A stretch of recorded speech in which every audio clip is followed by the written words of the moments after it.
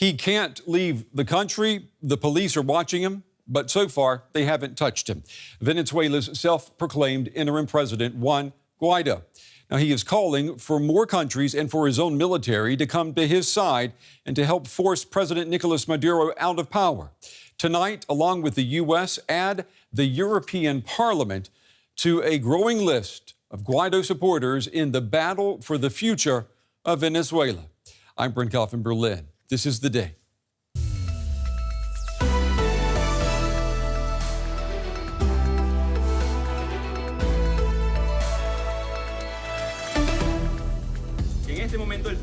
At this moment, the security services are at my house, asking about my wife.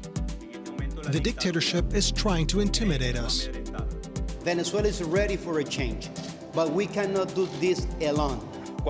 When it comes to defending human rights, freedom and democracy, Europe cannot be neutral. The European Parliament recognizes Mr. Guaido as the legitimate interim president of Venezuela. So the presidential elections that were held last May in Venezuela were lacking democratic legitimacy. Free and fair elections are the only way out of this crisis. Also coming up tonight, survivors of the Holocaust. Many fled to Israel and never looked back. For those who did, there would be a reward and a price to pay. And when later on my husband and I were back here and ready to talk to Germans, they attacked us and said they wanted to make soap out of you and you talk to them? How dare you? But we did it, and I still believe that it's the right thing to do. To our viewers on PBS in the United States and around the world, welcome. We begin the day with that political tug of war in Venezuela. Today, Venezuelan President Nicolas Maduro said a U.S. military invasion of his country would be worse than Vietnam. Now, that is his answer to a warning from Washington. The Trump administration telling Maduro and his government not to harm the opposition leader and self-proclaimed interim president, Juan Guaido. Now, just hours ago, Guaido accused the country's special forces of threatening his wife and his baby. Now, this is adding to the tension in a country that's already economically broken and politically on the brink. Guaido has been lobbying the military to change allegiances and to follow him. And it comes as the European Parliament today threw its support behind the man most people outside Venezuela had never heard of just 2 weeks ago. Members of the security services came, first on 2 motorcycles, then followed by a white van. Without identifying themselves, they approached the guardhouse and asked about my wife and our family. They were searching for information.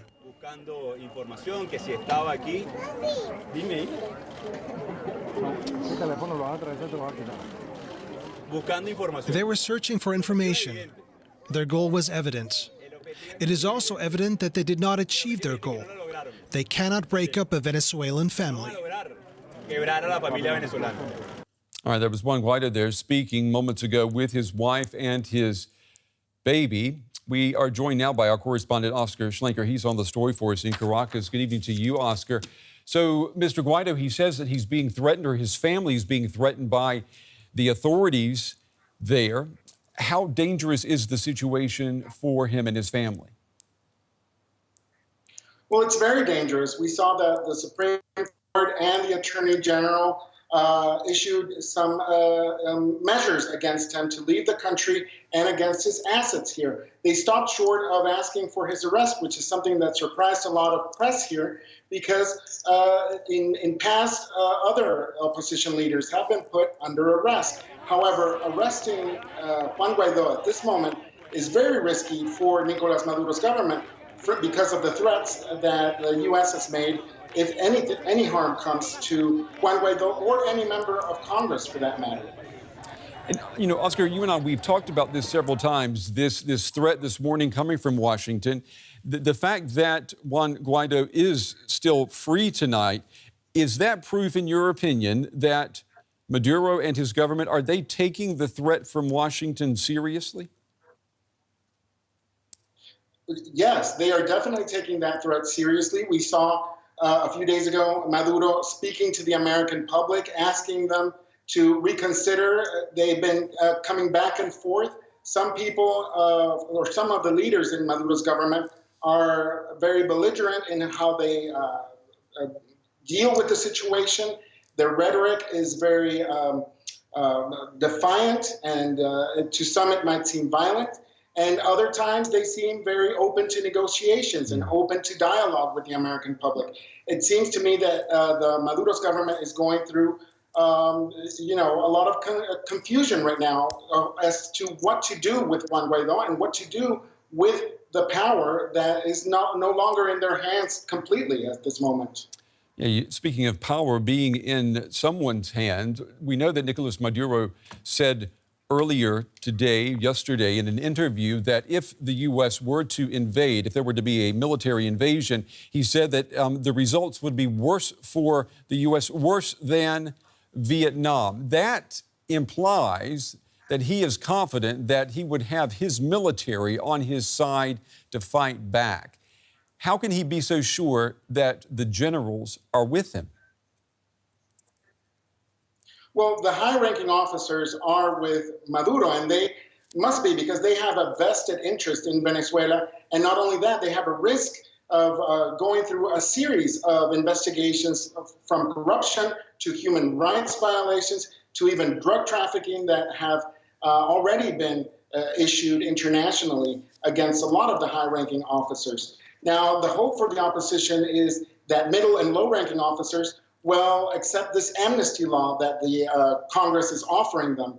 And we have seen in the past year a lot of uprisings from the military, from low and middle-ranking officers. So it isn't as strong as Maduro is painting it to be, but the high-ranking officers are definitely supporting Maduro because they have not only a vested interest in Venezuela, but also the risk of going down with them. Oscar, I want to ask you about the danger involved in covering this story. We reported earlier today that the European Union is demanding that about 5 journalists who have been detained by authorities in the country there in Venezuela, that they be released. We don't know what charges have been pressed against these journalists. We just know that they were foreign journalists, several of them from Europe, trying to report on what's happening there. And is this story becoming life-threatening for people such as yourself who are trying to get the truth out to the world? Well, there are several journalists that have been in the past imprisoned here in Venezuela.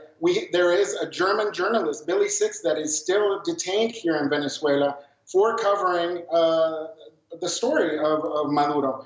We know that now that the situation has become more complex and less favorable for the government, there is more of a risk of covering this story, especially when people are out on the street. A lot of these journalists were detained while they were filming near the presidential palace.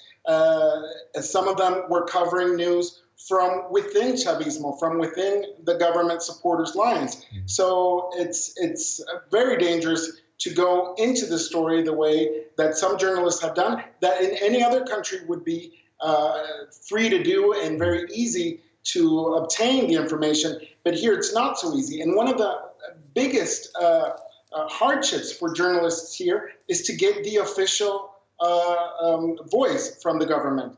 They do not give interviews as easily as the opposition. And it's very difficult to get that balance in news here. That's one of the hardships I've had as a journalist here in Venezuela, just to get the balanced news out there. Yeah, well, we certainly can appreciate how difficult it has to be for you to get the story out. And here in Europe, that difficulty was recognized today by the European Parliament when it threw its support behind Juan Guaido. It also urged all members of the European Union to do the same, and they're giving an ultimatum to Maduro: either hold elections, within the next 6 to 7, 8 days, or they will automatically support Juan Guaido. In your opinion, is it even possible for Venezuela, in the condition the country is in right now, to even consider putting a national election together in the matter of a week or two? Well, yes, this is a very electorally driven country. We've had 2 or 3 elections a year since Chavez came into power. We've had elections every year, and they've been quickly assembled and put together. And generally, there's really high attendance in the voting polls. Just in the past few elections, it has been completely different. We've had a voter turnout of 30 or 20%, which is the lowest we've had in our history, in our recent history. Mm-hmm. So I think people in Venezuela are really devoted to democracy and going out to vote and having a say on what government's going to do. And for that, we need a new electoral council, which is what the opposition is asking for. And what do you think, Oscar, is going to happen before we run out of time? What do you think is going to be the end game here? Are we going to see new elections, or how do you think this standoff, this political standoff, is going to end? It's completely unpredictable. We don't know what's going to happen, and we are in the middle of a power struggle where different countries are supporting different players, and anything could happen. And we are just all at the edge of our seats, waiting to see what will happen this week. Our correspondent Oscar Schlenker in Caracas on a very fluid and volatile story in Venezuela. Oscar, we appreciate your time and your reporting tonight. Stay safe. Well, Venezuela was also top of the agenda at a meeting of European Union foreign ministers in Bucharest today. Our correspondent Barbara Wesel joins us from the Romanian capital tonight. Good evening to you, Barbara. The European Parliament voted today to recognize Juan Guaido as the legitimate president of Venezuela. Now, is that also the position of the European Union tonight? Now, it's up to the European foreign ministers, and the problem is that every single country, every nation has to decide that by itself.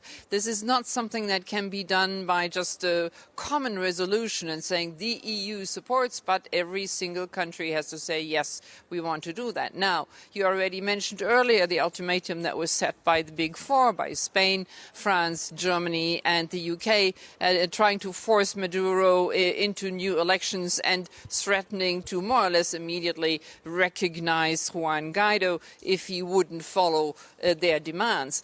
That is the one side, and other countries here have been very stringently asked and begged to sort of get in line and to support this line, and also from their side on say, okay, we stand by that and we also will recognize Juan Guaido. That is the one side, and the other side is what the EU can do as a whole, and that sort of is on a different page. Well, what about this I guess this ultimatum that, that they would recognize Juan Guaido as president if no elections are called? I mean, that's putting pressure on Maduro to act and to hold elections. Is there a reason that Europe thinks that pressure will actually work?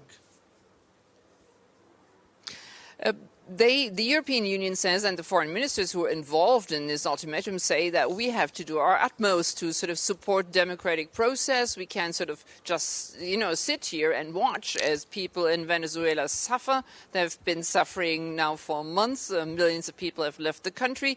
We recognize how horrible the situation is. Now we have to somehow participate and make our voice heard. That is more or less what they can do. On the other hand, the EU as a whole has sort of founded a contact group with a handful of Latin American countries, and they are trying to sort of gain access to the country, open communication channels, which they don't have traditionally there, and for at least sort of get some humanitarian aid in, because they didn't even have access for trucks or planes so far. And that is one thing. And then in the medium term, they are trying to support the democratic process, trying to talk to actors on the ground, particularly opposition politicians. And we've heard from Oscar in Venezuela how unpredictable and how difficult and probably long drawn out that power struggle is going to be. So the EU is trying to sort of participate and support in a way. That is pretty much all they can do from afar, because Bucharest and Caracas, that's a long distance. That's right. There's a big ocean in between, that's for sure. Barbara Wesel on the story for us. Barbara, stand by. We're going to come back to you in just a moment. Well, those European Union foreign ministers meeting in Bucharest are also talking about Iran and how to save that troubled nuclear deal. Europe has launched a new payment channel designed to bypass U.S. sanctions against Iran. Now, we want to take a look at how the new system works. It has a name. It's called Instex. Germany, France, and the UK are using it, and it gives Iran access to European markets without using international banks, which would mean facing penalties under the U.S. sanctions regime. Now, the new payment system will allow Iran to basically sell products like oil to European customers, as you see right here. Instex will receive the payment and keep it. Now, the European companies will then deliver food or medical supplies to Iran and then get paid by Instex. Now, this is supposed to help companies avoid those U.S. sanctions, and it's important to remember the sanctions forbid monetary transactions with Iran, but not the trade of goods. That's very important. Well, despite these companies using Instex, they might still risk retaliation by the United States. And, we've seen how Instex is supposed to work. The question remaining, will it work? Let me pull Barbara Wesel back in.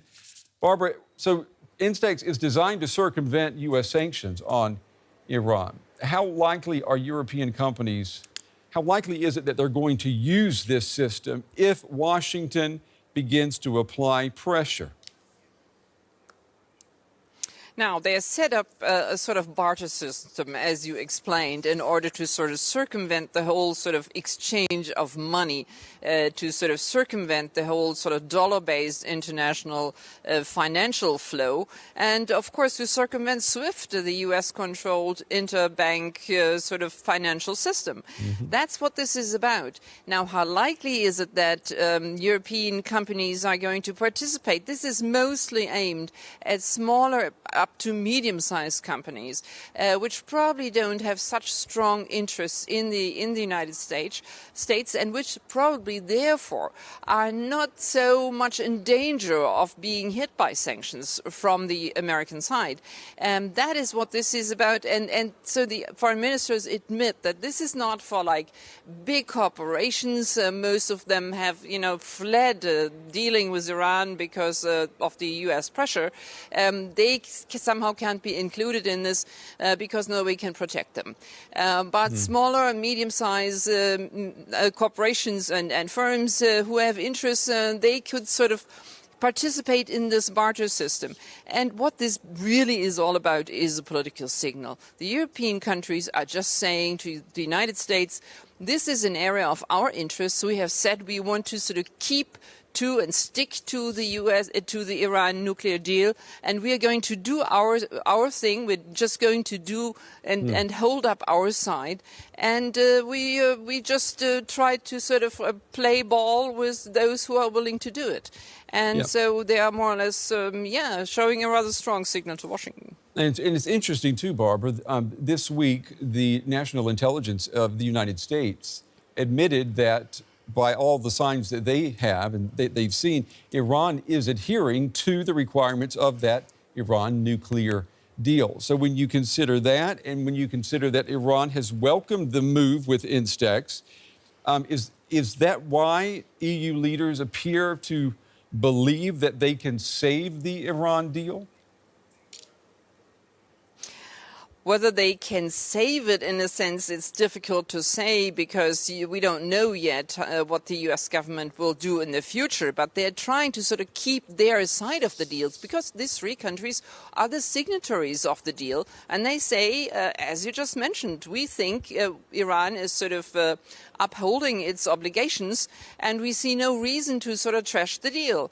And also, of course, it's supposed to encourage Iran to engage with Europe because at the same time, of course, the European leaders say we have criticism about the regional role, about the sort of interballistic missiles, and we would like to talk further about that. But this signal just is to sort of keep channels open with Iran.